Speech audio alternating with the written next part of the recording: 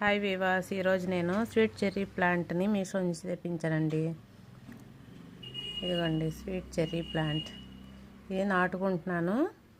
ముందుగా ఈ గ్రో బ్యాగ్లోనే నేను ఇసుక, మట్టి, కంపోస్ట్ మిక్స్ చేసి ఉంచానండి. ఇదిగండి మీషో నుంచి తెప్పించిన స్వీట్ చెర్రీ ప్లాంట్. ఈ గ్రో బ్యాగ్లో ముందుగా అన్నీ మిక్స్ చేసుకొని ఉంచానండి. మట్టిని కొంచెం తడిగా ఉంది. ఇలా వెడల్పు చేసుకొని ఈ స్వీట్ చెర్రీ ప్లాంట్ని నాటుకుంటున్నాను. ఎలా గ్రో అవుతుందో చూద్దాం. ఇది 2 ఇయర్స్కి వస్తుందంటండి ఫ్రూట్.